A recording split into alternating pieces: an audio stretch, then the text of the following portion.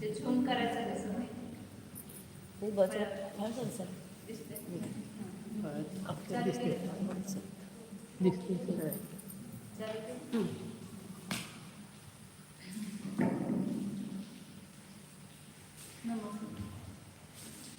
सिद्धं सुद्धं पणमीयं जितेन्द्रपरमेमि चन्दमकलङ्कं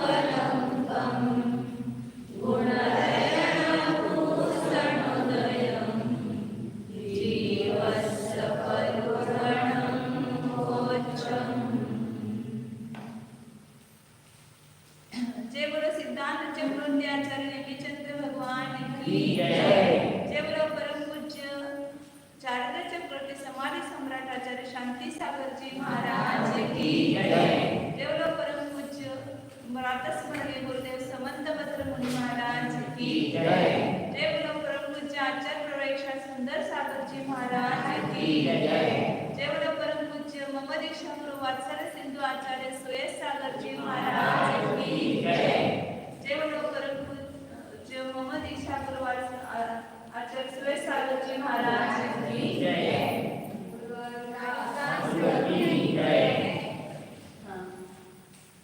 आपला विषय चालला होता पहिला मंगलाचरण, त्याचा अर्थ पहिला पण नवप्रकरण, त्याच्यानंतर दुसऱ्या गाथेमध्ये जीवकांमध्ये कोणत्या कोणत्या प्ररूपणा सांगणार आहेत त्याची नावं सांगितली.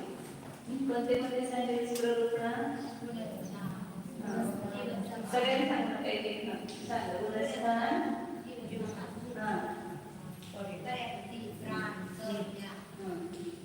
आणि मार्गणा. आणि किती झाल्या मार्गणा? 14 झाल्या का? 20. आता एक झाले ना शेवटचे उपयोग. दोन्ही सांगा समयाची मम्मी. गुणस्थान, समास बघायचं फक्त सांगायचं आपण पाठ करायचं.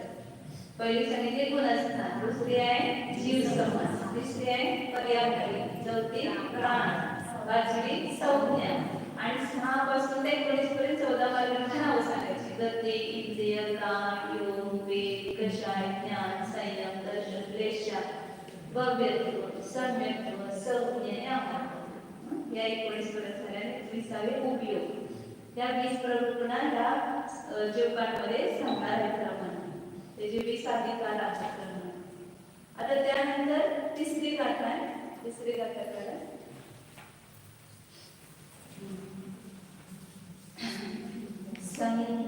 तिसऱ्या गाथेमध्ये ह्या 20 प्ररूपणा विस्ताराने आहेत. संग्रहण्याच्या पेक्षा जर आपण कमी करायचा प्रयत्न केला, थोडक्यात बसवायचं असेल तर किती प्ररूपणा आहे?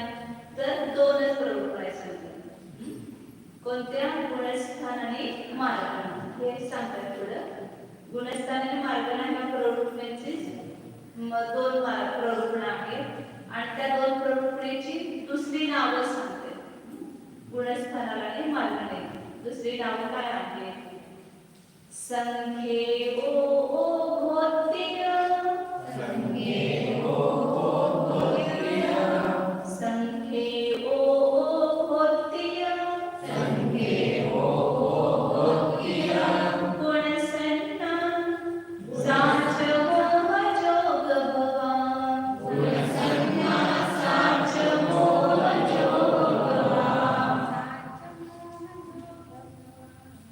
विद्धारा दे सोत्य, विद्धारा दे सोत्य, मग्गण सन्नासकं भगवान, मग्गण सन्नासकं भगवान, संख्ये ओ घोत्य, गुणसन्ना साच मोह जोग भगवान, विद्धारा दे सोत्य, मग्गण सन्नासकं भगवान. तर मुलींनी गाथा पण पाठ करायच्या. सुनाने वगैरे त्यांना लगेच पाठ होते, त्यांनी करायचे गाथा. पण गाथा पाठ असते तर आपल्याला विषय लवकर समजतो, म्हणजे अवगत होतं, लक्षात राहतो, विसरून जातो. पण गाथा पाठ असते तर त्याच्यावर आपण अर्थ बघू शकतो. आता इथं दोन संज्ञा सांगितल्या, गुणस्थान आणि मार्गणा दोन प्रवृत्त आहेत.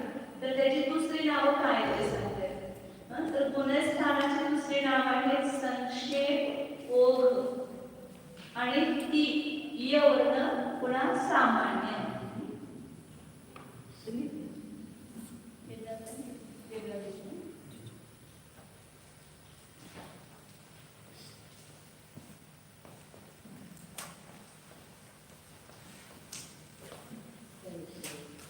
गुणस्थानाला काय म्हणतात?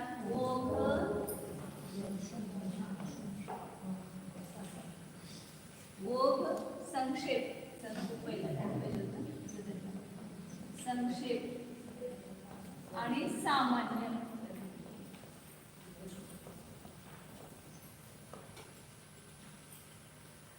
दुसरी प्रवृत्ती आहे मार्गणा.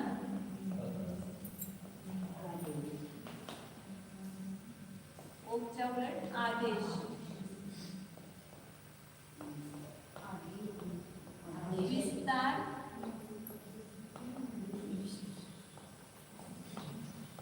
आणि विशेष.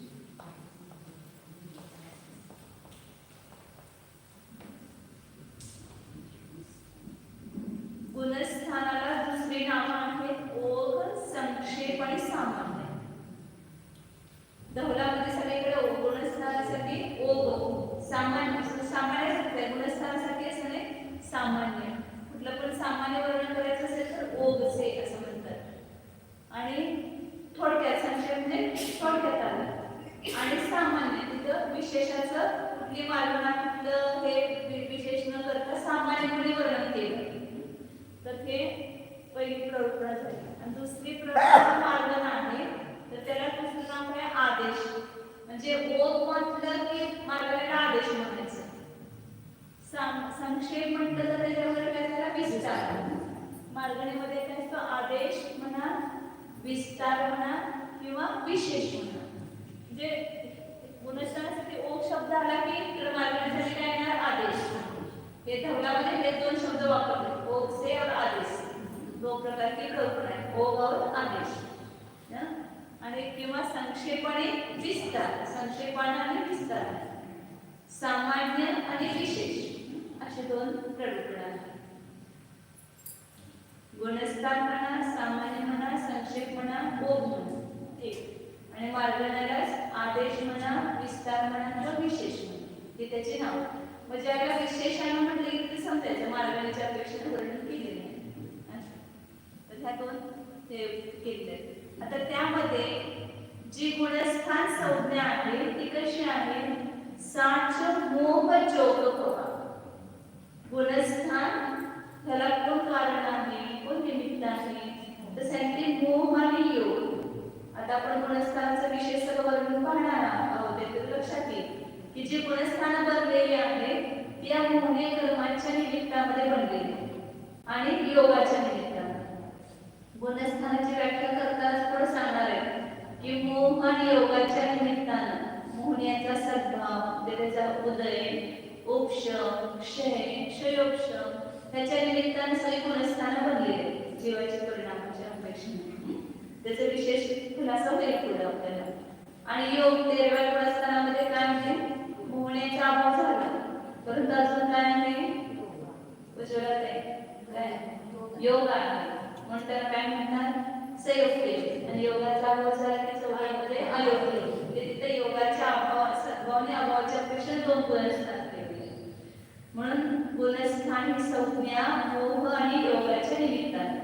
संज्ञांचे गुणस्थानच मोह आणि योगाच्या निमित्त आहे म्हणून त्याची संज्ञा पण त्याच्या निमित्ताने आहे असं म्हटलं. त्यानंतर मार्गणा जी आहे ती कोणाच्या निमित्ताने आहे? तर सकम्म भवा, आपापल्या कर्माने उत्पन्न झालेले. म्हणजे सगळ्या मार्गणेला एक कारण नाही कोणतं कर्म, तर ती मार्गणा आहे. त्याला नामकरणाचा उदय निमित्त आहे. प्रत्येक वेगवेगळे आहेत ना, कशाय मार्गणा आहे त्याला कशाचा उदय निमित्त आहे. वेद मार्गणा आहे त्याला वेदाचा उदय निमित्त आहे. असं वेगवेगळे आपापल्या कर्माच्या निमित्ताने समेत आपापल्या कर्माच्या पुणे कर्माच्या उपशम क्षय क्षोक्षमानं बनलेले आहे. म्हणजे ज्या मार्गासाठी ज्या कर्माचा उदय उपशम क्षय शोभशोभ निमित्त आहे त्या कर्माच्या निमित्तानं ती मार्गणा घ्यायची. म्हणून मार्गण्याला विशिष्ट कोणतं कर्म नाही, सगळ्या मार्गण्याला प्रत्येकाला वेगवेगळं कर्म आहे. म्हणून आपापल्या कर्माच्या उदयानं उत्पन्न झालेले, हो म्हणजे उत्पन्न झालेलं.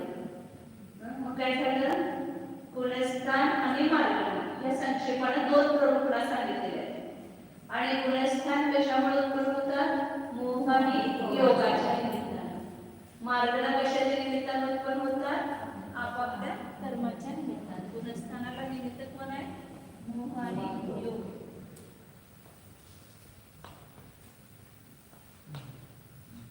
आणि ह्याला श्लोक करू.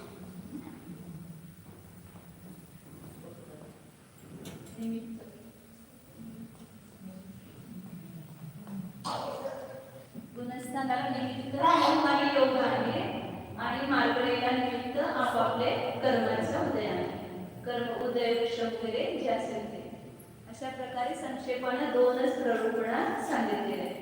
आता मग तुम्ही तर 20 प्ररूपणा सांगितले पहिला आणि आता मध्ये दोनच प्ररूपणा आहेत. मग आचार्य सांगतात की तिथं आम्ही दोन मध्ये बाकीच्यांचा अंतर्भाव करतो, जे समाविष्ट करतो. तर जसं असतात ते ग्रुप आहेत, आपण कधी कधी काय करतो, पहिल्यांदा 10 ग्रुप केले तुमचे, परंतु आपल्याला 2च ग्रुप करायचे. तर दुसरे ग्रुप काय करतो, आपण त्याच्यामध्ये समाविष्ट करतो, विसरून टाकतो.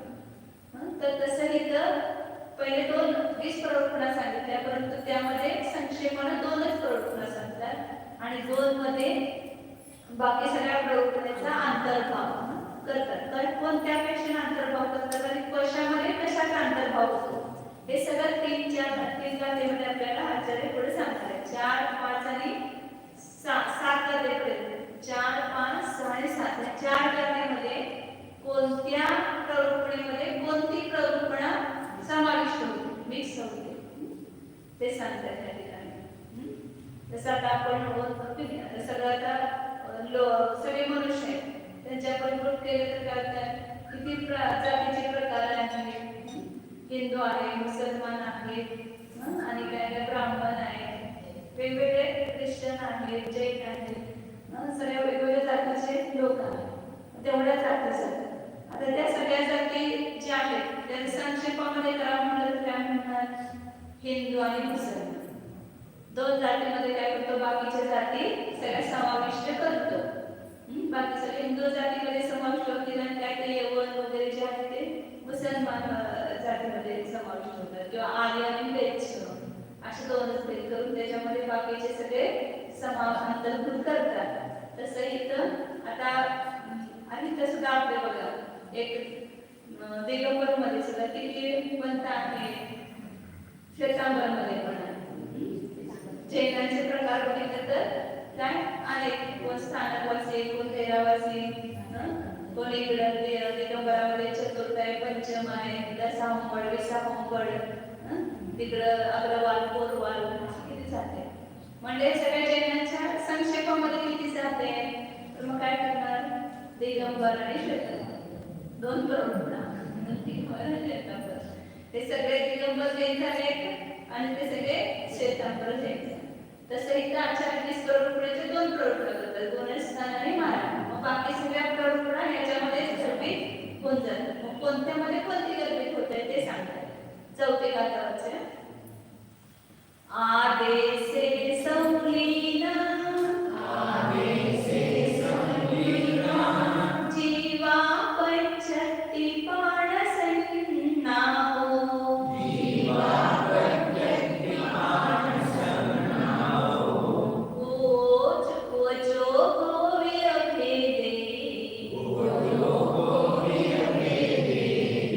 संत परुवणा बलिदान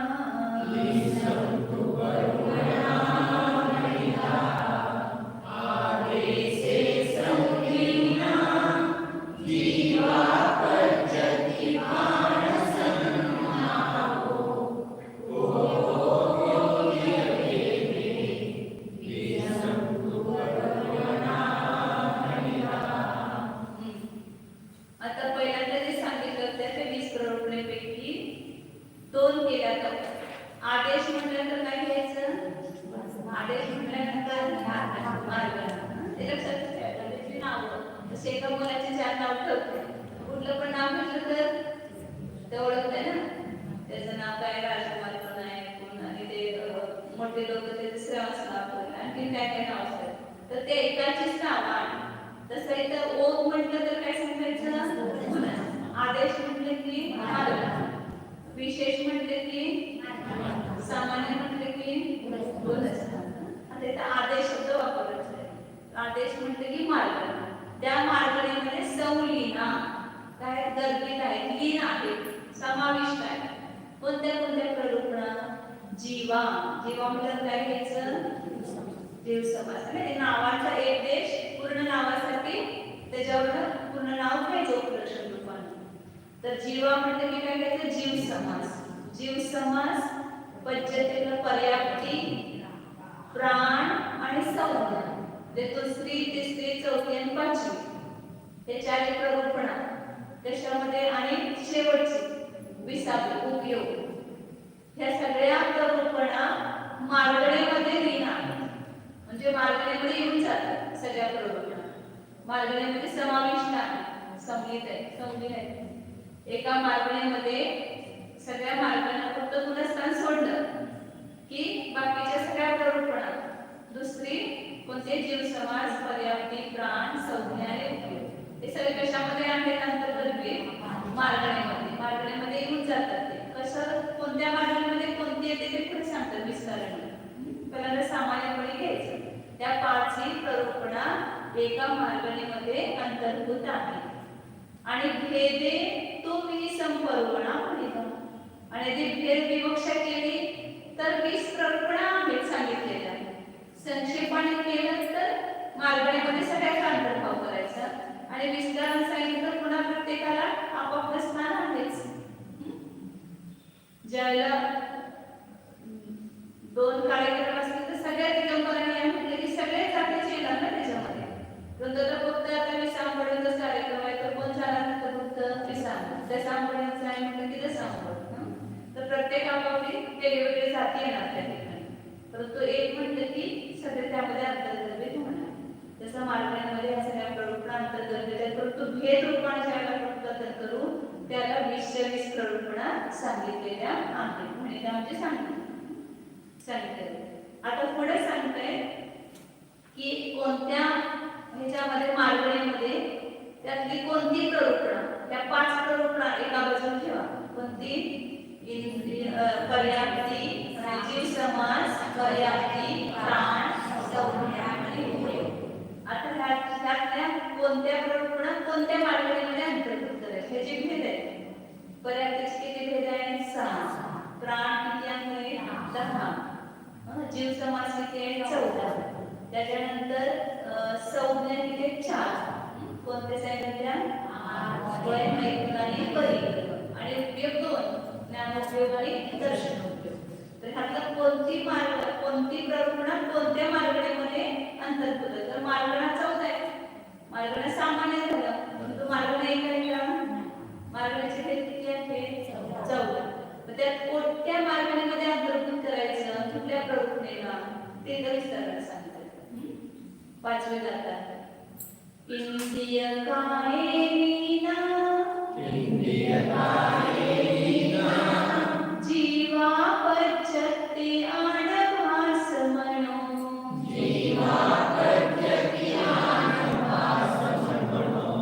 जोगे का होणाने, अख्खा गदी मंगने आऊ, इंद्रिय कायेना, जीवा पच्यते आणभास मनो, जोगे का होणाने, अख्खा गदी मंगने आऊ. मार्गणा कोणते, पहिली गती, दुसरी कोणती आहे, इंद्रिय, तिसरी कोणती, काय. तर त्यातले इंद्रिय आणि काय ह्या दुसऱ्या आणि तिसऱ्या मार्गणीमध्ये पर्याप्ती आपल्याला कोणत्या कोणत्या अंतर्भूत करायचे, जीव जीव समास पर्याप्ती प्राण हे अंतर्गत करायचे. तर जीव समास आणि पर्याप्ती आणि प्राणापैकी सगळे प्राण नाही घ्यायचे. आण म्हणजे आण शब्द एवढाच वापरला की त्याच्यामध्ये आण म्हणजे आपलं श्वासोश्वास, आण प्राण असं शब्द वापरतात आपल्या याच्यामध्ये प्रवेशब्द वगैरे. इंद्रिय बलमाऊ आण पाण, आण पाण आण प्राण म्हणजे श्वासोश्वास. तर आण की श्वासोश्वास, भाषा आणि मन, 10 प्राण कोणते ते लिहायचे होते.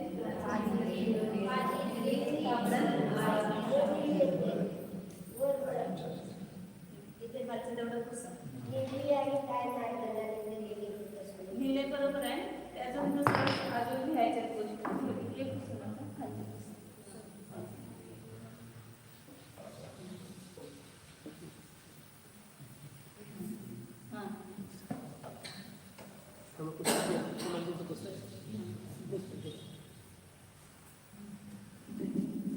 हे जरा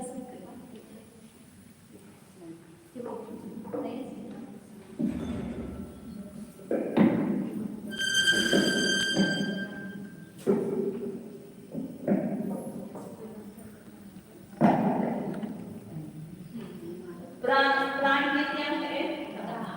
10. इंद्रिय 5, बल 3, मन, वचन आणि काळ आणि आयु, श्वासोश्वास आणि आयु.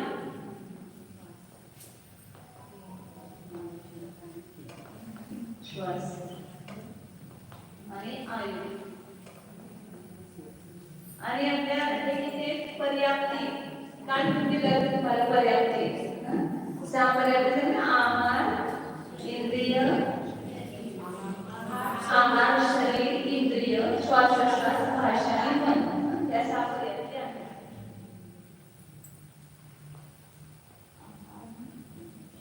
हे वेगळं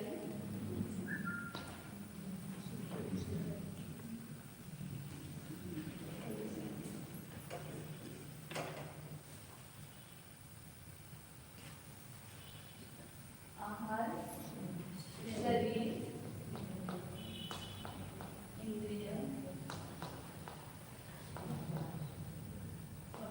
श्वासोश्वास, उच्छ्वास, भाषा आणि मन.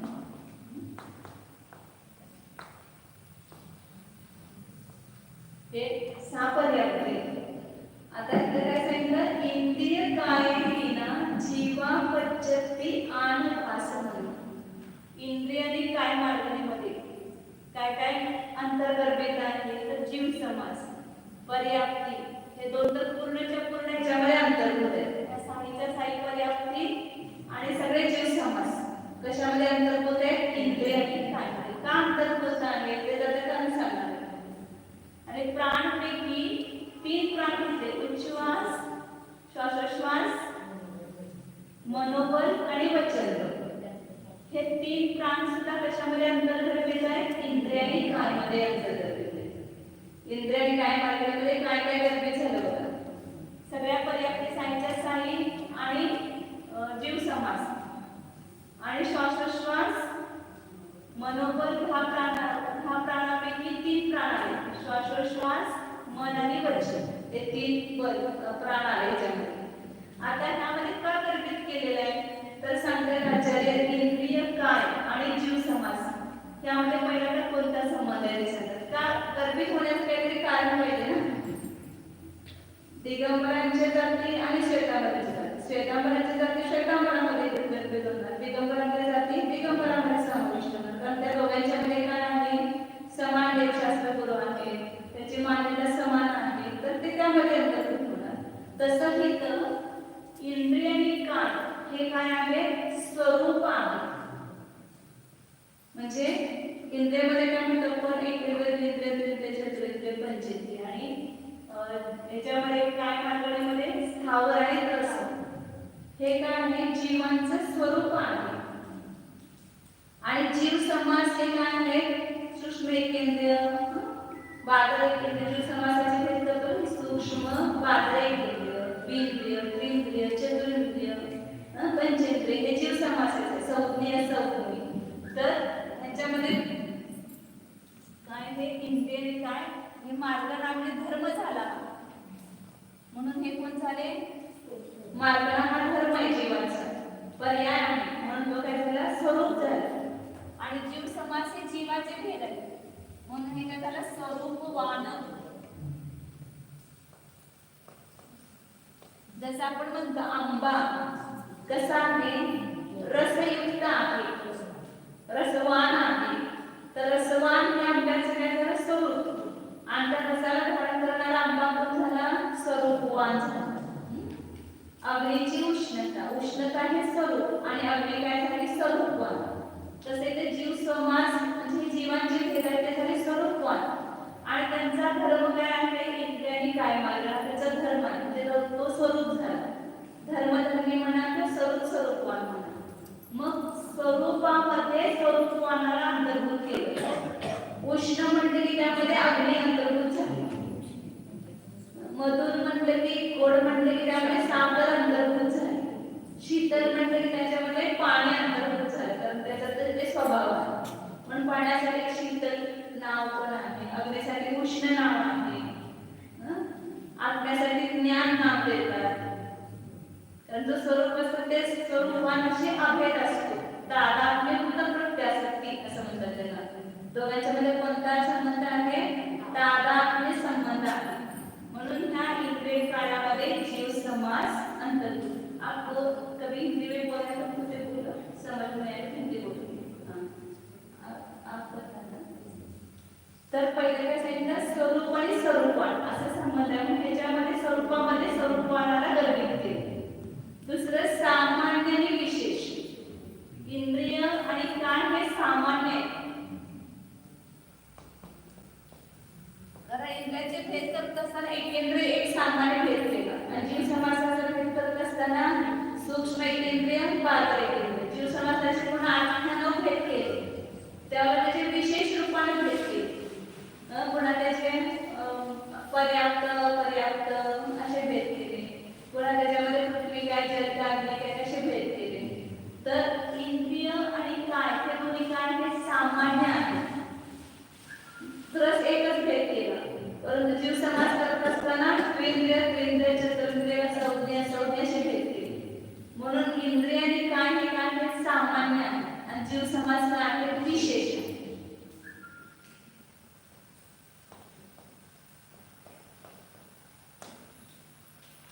विशेषाचा सामान्यामध्ये अंतर्भाव होतो. म्हणून जीव समासाचा इंद्रिय काय मार्गाने काय केला? सामान्यामध्ये अंतर्भाव. इंद्रिय आणि काय आहे? सामान्य. सामान्य विशेष कळते ना आपल्याला की आपण एक मनुष्य ही सामान्य जाती झाली आणि मग त्याच्यामध्ये मनुष्यामध्ये भेद केला. आपण गुजराती मनुष्य, महाराष्ट्रीय मनुष्य,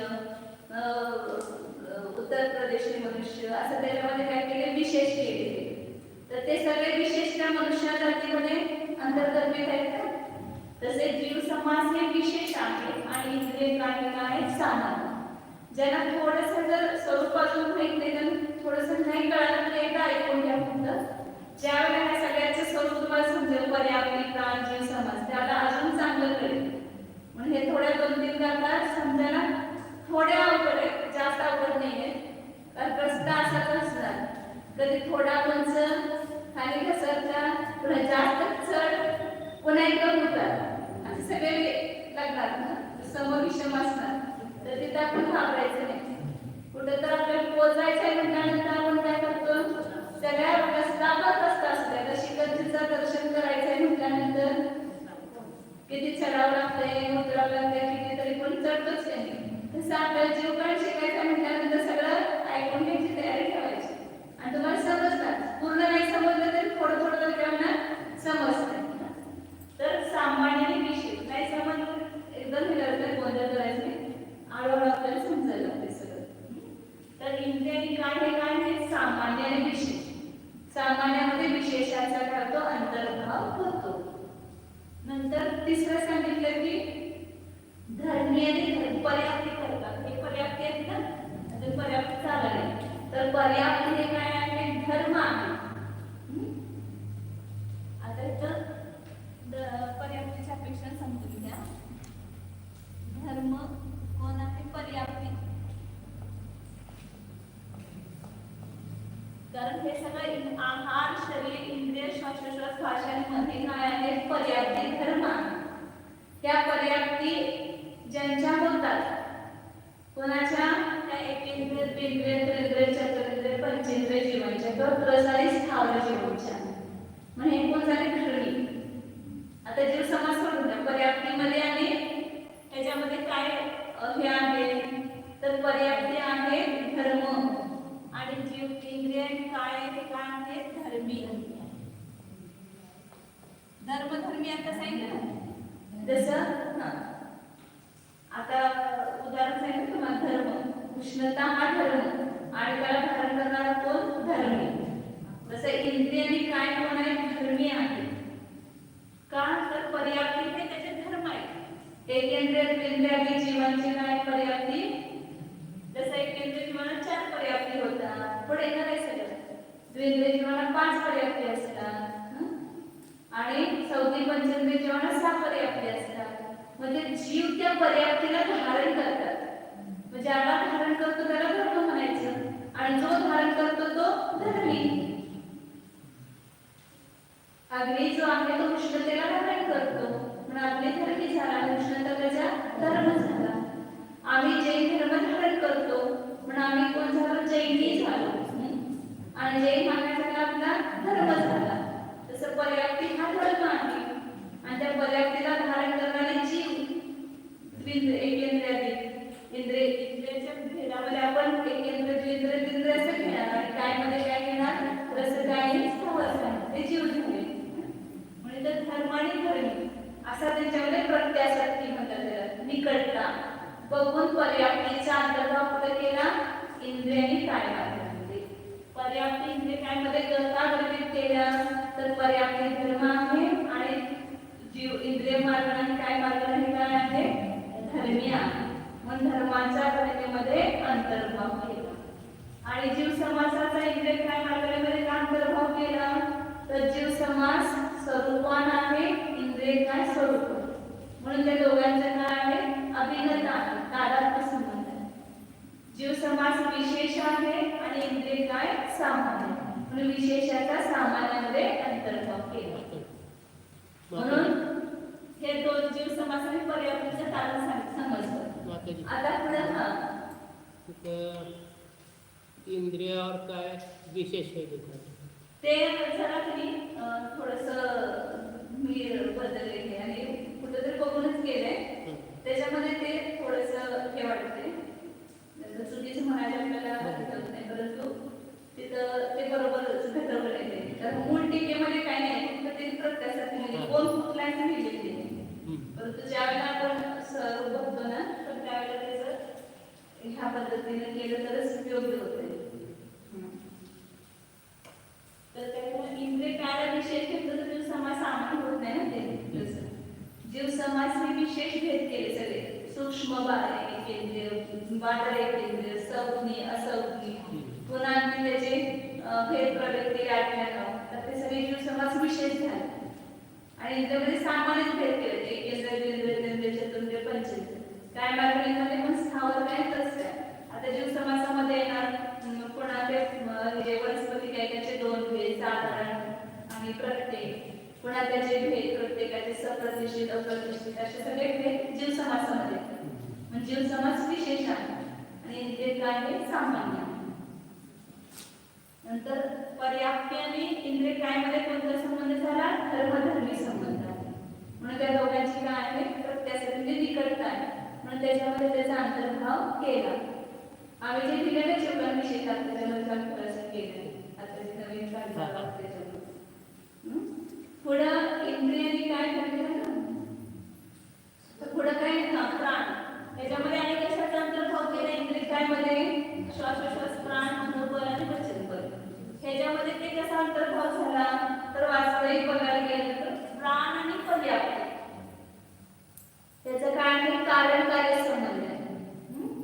आता पुढचं हे पुस्तक हे तुम्ही लिहिलं का? पैसे देऊन घेतलं? हा? कुठं? इथं ज्ञान सोबतच काय संबंध येत नाही. हा ज्ञान आणि आत्मा ज्ञान स्वरूप झाला आणि आत्मा कसा उपवास झाला.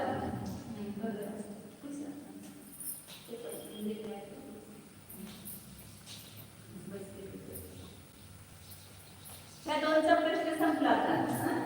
शिवसमास आणि पर्याप्तीचा का अंतर्भाव केला ते सांगितलं जातं.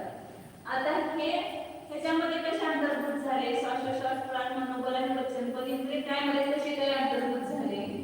तर त्याचं कारण सांगतात पुढं की हे श्वासोश्वास प्राण कधी येतो आपल्याला? ज्यावेळेला आपण शरीर धारण करतो. शरीर धारण केल्यानंतर आहार पर्याप्ती पूर्ण होते, शरीर पर्याप्ती पूर्ण होते, इंद्रिय पर्याप्ती पूर्ण होते आणि श्वासोश्वास पर्याप्ती पूर्ण झाल्यानंतर मग श्वासोश्वास प्राण सुरू होते. तोपर्यंत श्वासोश्वास असत नाही. म्हणून अपर्याप्त जीवाला श्वासोश्वास प्राण नसतो. जो पर्याप्त जीव झाला त्याला श्वासोश्वास प्राण येतो. म्हणून श्वासोश्वास पर्याप्ती पूर्ण झाल्यानंतर श्वासोश्वास उत्पन्न होतो. म्हणून श्वासोश्वास पर्याप्ती कारण आहे आणि श्वासोश्वास प्राण कार्य. आता इथं दुसरं हेडिंग घेते, कारण आणि कार्य.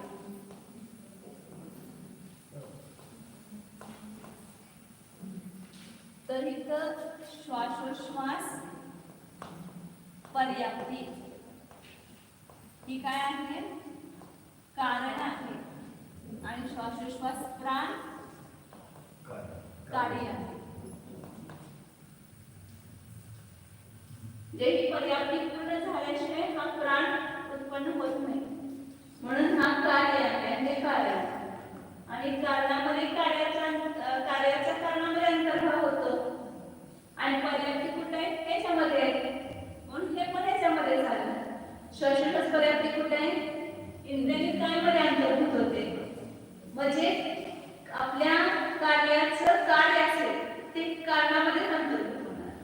ते पर्याप्त याच्यामध्ये अंतर्भूत आहे तर त्याच्या पुन्हा कोण जाती असतात तर त्याचे पुन्हा कार्य आहे ते कुठे अंतर्भूत होणार? जसं आता दिगंबरामध्ये जैनामध्ये दिगंबर श्वेतांबर दोन आहेत. मग दिगंबराचे पुन्हा काय होणार? तिथं 20-13 असं घ्या किंवा वेगवेगळ्या जाती.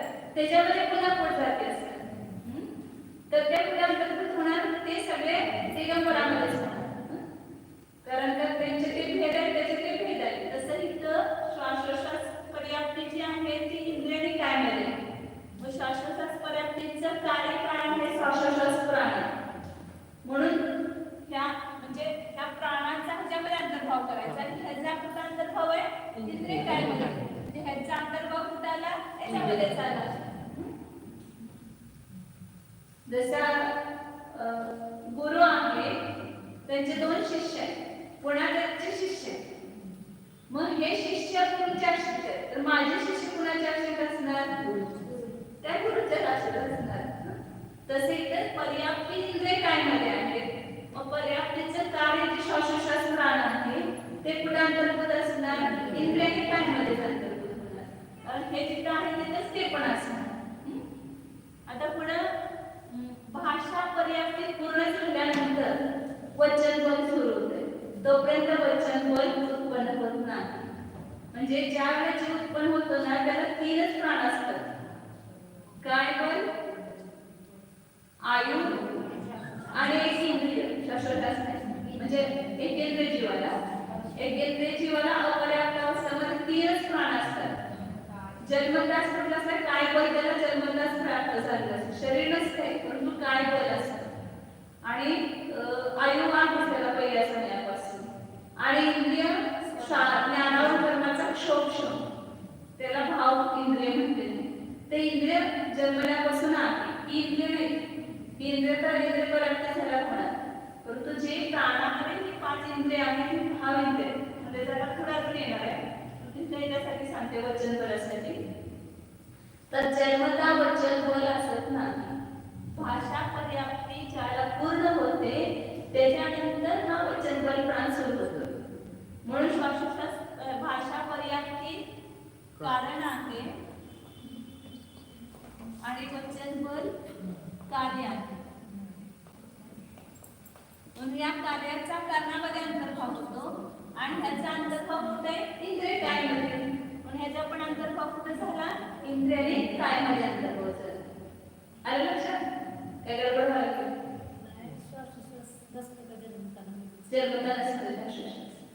अगदी तो छोटा तो डॉक्टरला पण पकडी देते आणि डॉक्टर कुठं जन्मतात कधी होतो आपल्या गर्भामध्ये होतो ते कोणच बघितलेलं नसते.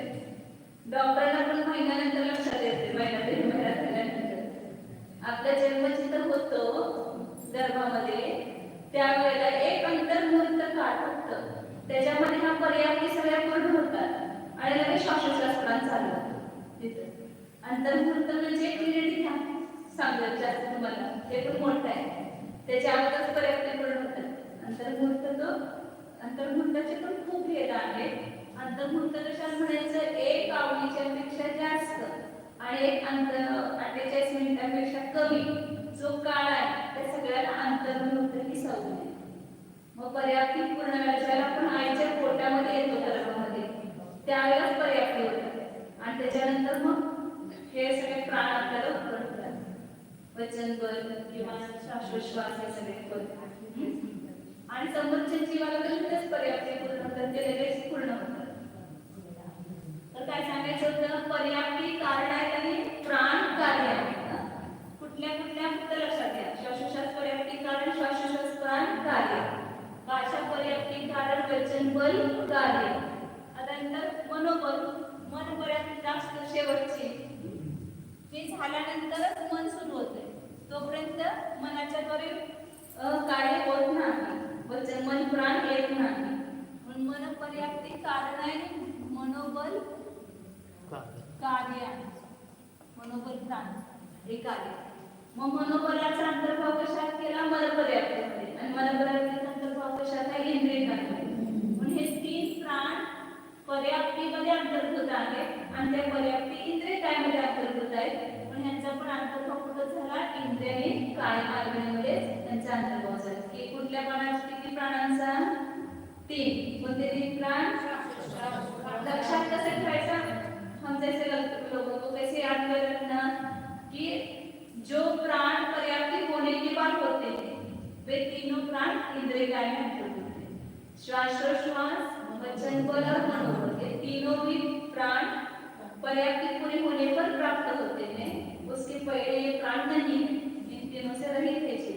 पर्याप्त जीव की ये प्राण होते हैं म्हणून तिथं प्राण जे आहेत ते कार्य आहेत आणि पर्याप्ती कारण आहे.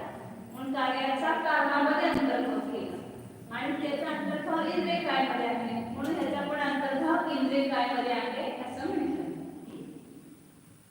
आता पुढं हे झालं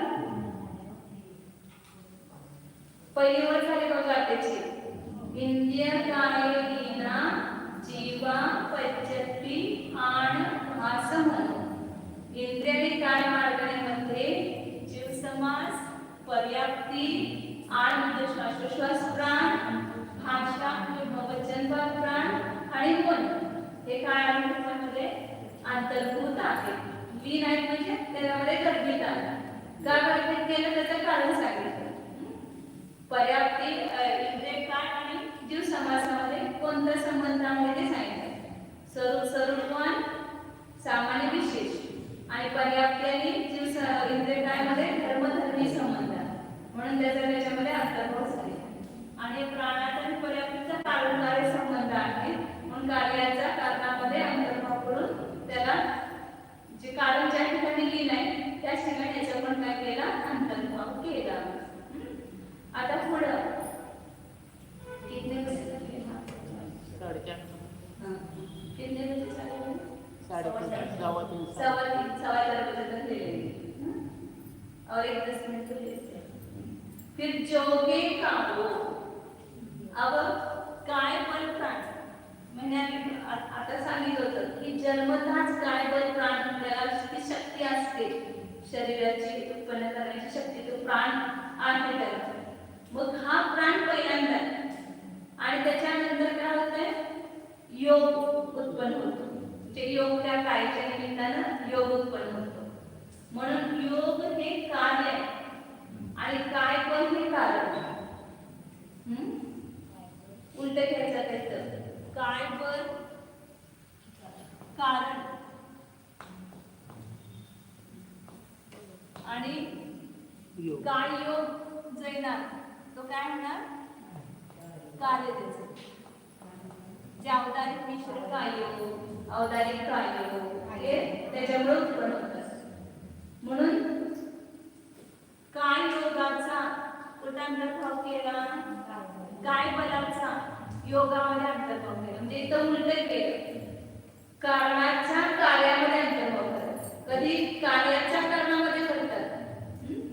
जसं योगाला आश्रम म्हटलं तर योग कारण आहे आणि आश्रम कार्य. तर तिथं काय केलं कारणामध्येच कार्याचा अंतर्भाव केला. काय तिथं केलं काय पण कारण आहे आणि काय योग कार्य आहे.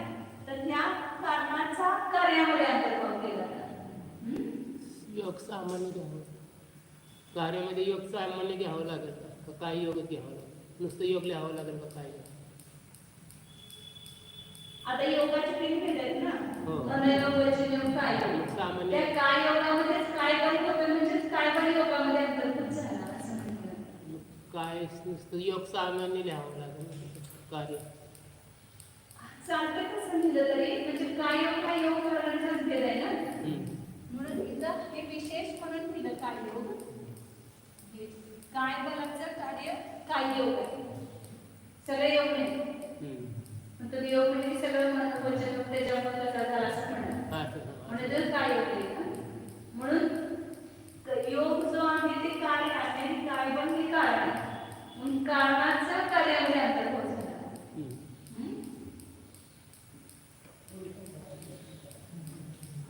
रत्नद्वय कारण आहे आणि मोक्ष कार्य आहे.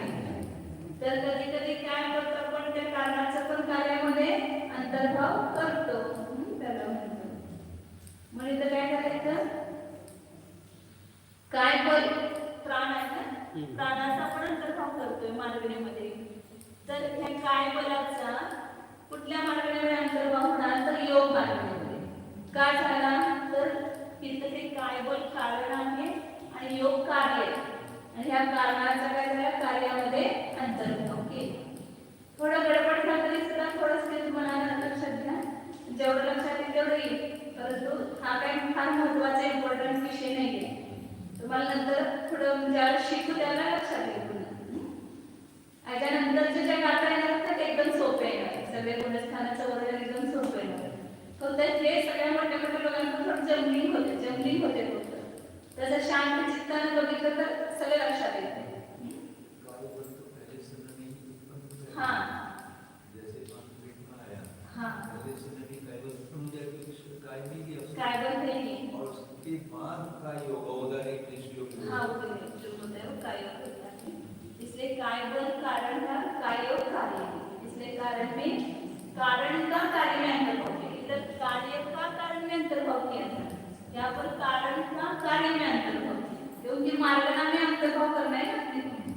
मार्गणेमध्ये सगळा अंतर्भाव करायचा आपल्याला.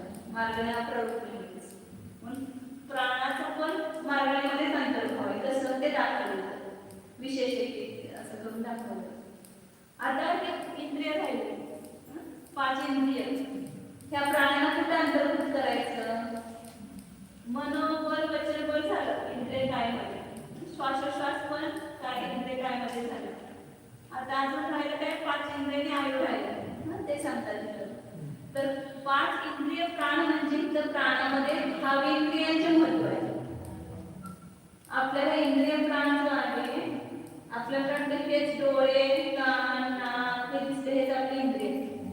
तिथं द्रव्येंद्रिय वास्तविक भावेंद्रिय जे आहे ते जीवाचे प्राण म्हणजे जी जीवाची पर्याय आहे. द्रव्येंद्रिय जीवाची पर्याय नाही आहे.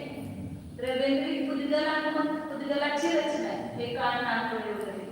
परंतु ह्याच्या निमित्तानं जो काय आपण जाणतो जाणण्याचा क्षोक्षम आपल्या जवळ, तर ती भावेंद्रिय म्हटली जातात. लब्ध्योपयोगो भावेंद्रिय, जी आपल्याला ज्ञानावर कर्माच्या क्षोक्षमानं प्राप्त झालेली शक्ती, त्याला म्हणायचं लब्धी. आणि त्यानंतर आपण त्याचा जो वापर करतो, डोळ्यानं ते पांढरं आहे, निळं आहे, काळं आहे जाणतो, ह्याला इंद्रिय म्हणायचं.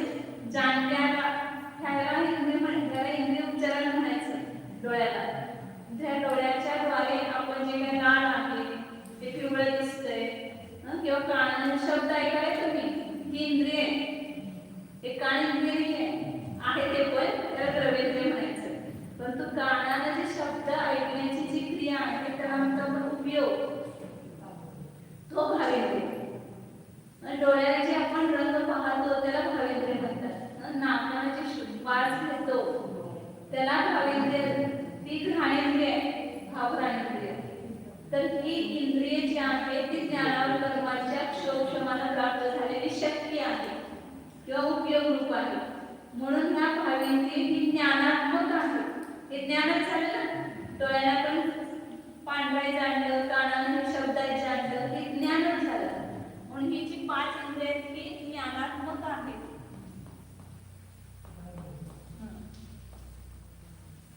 म्हणून काय की भावेंद्रिय कारण आहे आणि त्याच्याद्वारे काय कार्य झालं, ज्ञान उत्पन्न झालं. म्हणून ज्ञान हे कार्य. म्हणून मग ज्ञान मार्ग काय शेवटून वस्तू दिसते का, ज्ञान मार्ग नाही. त्यामध्ये इंद्रिय प्राण 5 इंद्रिय प्राण अंतर्भूत झाले.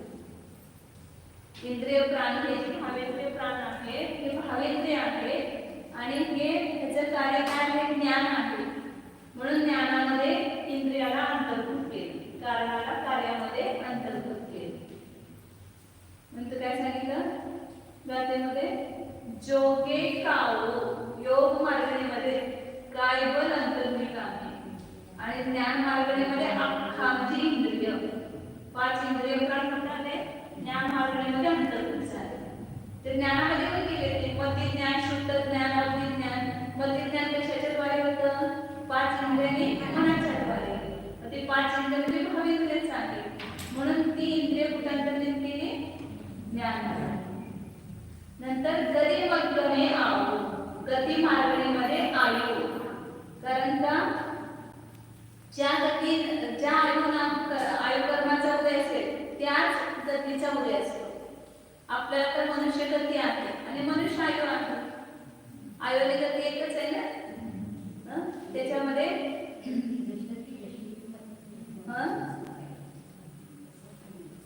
एका वेळेला दोन्हीचा उदय असतो, गती आणि आयु. एका समयात ज्याला तुम्ही तिथं आपण ह्या गतीत मेलो, हिथंच आपल्याला देवगतीचा उदय सुरू झाला. देवगती जाणार ना, स्वर्गामध्ये आपण जाणार, देवगतीमध्ये जाणार. तर हिथंच आपल्याला देवगती नामकर्माचा उदय पण सुरू झाला आणि देवाचा पण उदय सुरू झाला. लगेच दुसऱ्या समयापासून मनुष्य आयु संपलं की त्या क्षणी देवाई सुरू झाली आणि देवगती पण सुरू झाली.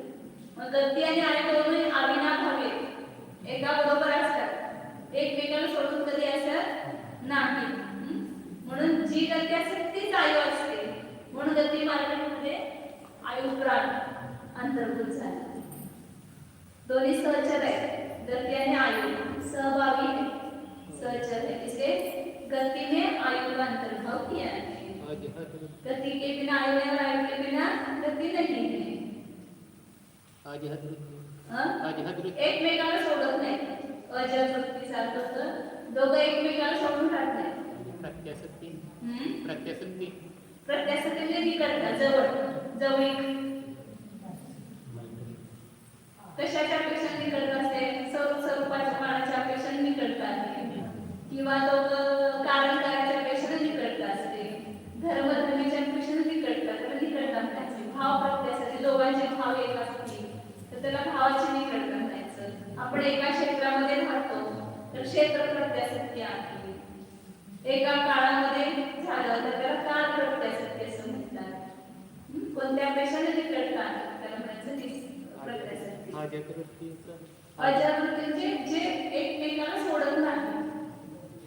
गतीला सोडून आयुने आणि आयुला सोडून गतीने. 14 पुरस्काराच्या शेवटच्या समयापर्यंत दोघं बरोबरच असतात. मनुष्य गती आणि मनुष्य आहे दोघांचा एकाच वेळेला अभाव होतो. जोपर्यंत मोक्षात जात नाही तोपर्यंत त्याचा मनुष्य कर्माचा पण उदय सुरू असणार आणि मनुष्य गती नाम कर्माचा उदय पण सुरू आहे. आणि दोघांचा एकदमच उत्पन्न होतात आणि दोघं एकाच वेळेला नष्ट होतात. म्हणून गती आणि आयुचा अविनाभाव संबंध आहे, अजरवृत्ती आहे.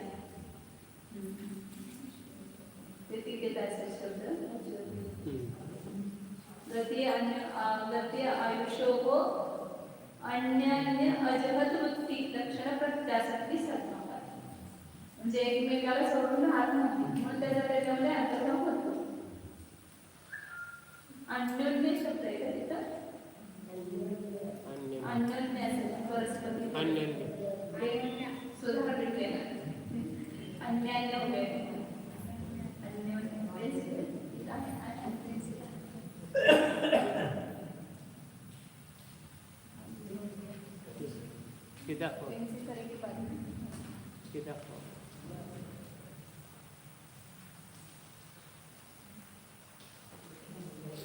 काय झालं का लक्षात आलं काय काय थोडं सुटलं काय 5% 10% 50% मराठीने 100% झालं.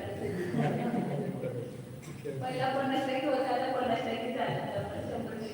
आता तुम्हाला जरासं सुरू झालं म्हटलं थोडासा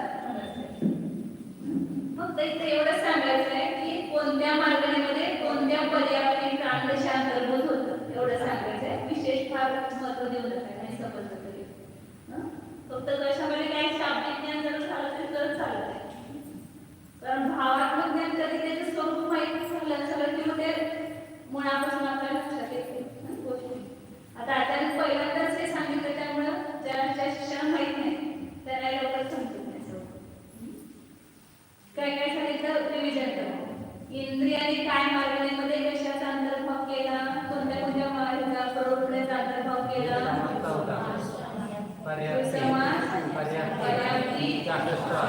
प्राणापैकी 3 प्राण कोणते मनोबल आणि वचन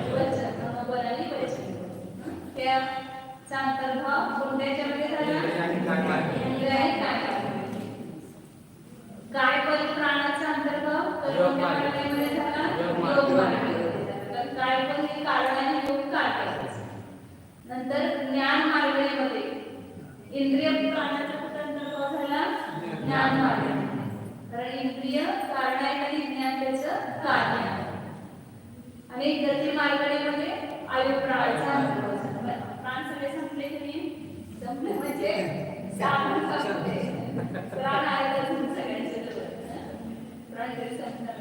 प्राणाचा अंतर्भाव संपला. दहाच्या 10 प्राण कशामध्ये अंतर्भूत झाले त्यामध्ये 3च प्राण घ्यायचे श्वासोश्वास मन आणि वचन. जे पर्याप्त झाल्यानंतर उत्पन्न होतात असं ते लक्षात ठेवायचं. पर्याप्त होणे की पाठांतर उत्पन्न होते ते 3 प्राण इंद्रिय काय मार्गाने अंतर्भूत करतात. आणि गती आणि आयु दोन्ही समान म्हणून आयुचा गतीमध्ये योग आणि काय बल यांचा कारणकारी संबंध आहे म्हणून काय बलाचा योगामध्ये. इंद्रिय कारण आहे आणि ज्ञान कार्य मग इंद्रियाचा ज्ञान त्याची समानता बघायची कुठं आहे तिथे त्याचा अंतर्भाव करायचा.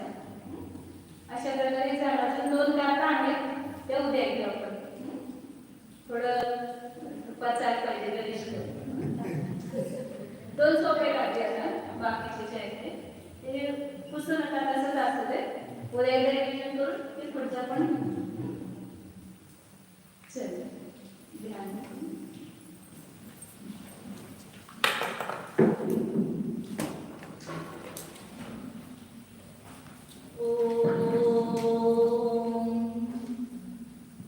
जाना हामी शुद्ध चैतन्यमय जीवचा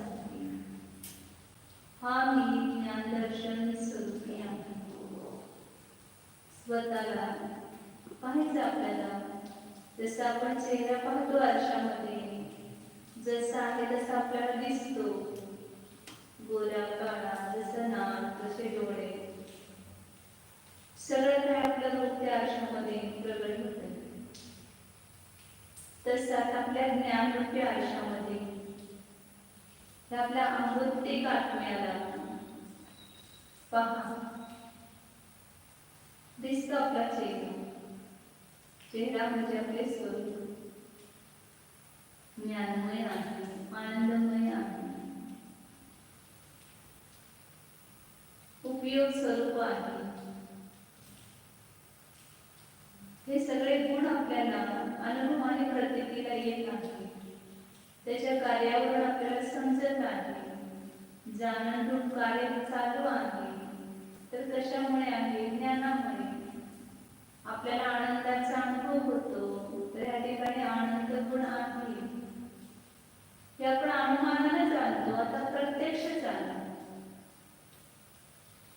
ज्याचे आपण अनुमान केले आहे ते खरे आहे की नाही हे आपल्या स्वानुभव प्रत्यक्षाने तपासून पहा. तशी वस्तू आपल्याला प्रतीला येते.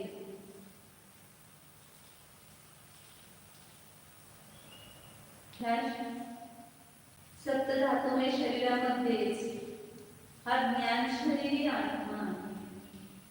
ज्ञानाने व्याप्त आहे पूर्ण शरीरामध्ये. जेथे आपल्या शरीराचे प्रदेश आहेत तेथेच ह्या ज्ञानाचे पण ज्ञानमय आत्म्याचे प्रदेश आहेत. तर त्याला पहा म्हणजे अनुभवा.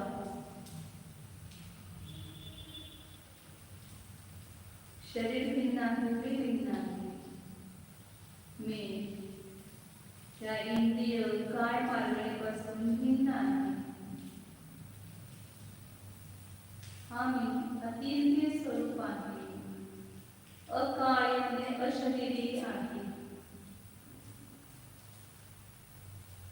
आम्ही उपयोगवान आहे.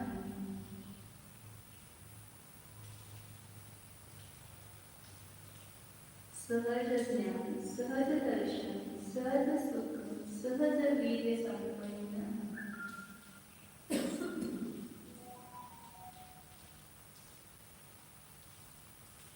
मला परत परभावाची त्या किंचित अपेक्षा नाही.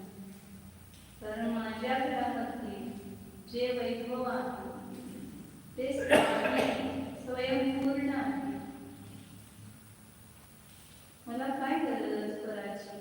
तर जाणं आपल्या स्वरूपतीला, आपल्या वैभवाला आहे अंतरंगामध्ये. मी खाली नाही, रिकामा नाही, भरलेला आहे, गुणाने भरलेला आहे. अनंत गुण आहेत माझ्यामध्ये. अनंत गुण ऐश्वर्य संपन्न स्वरूप.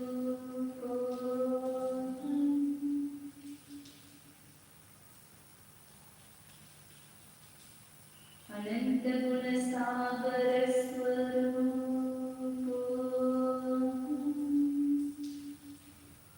परमैश्वर्य संपन्न स्वरूप.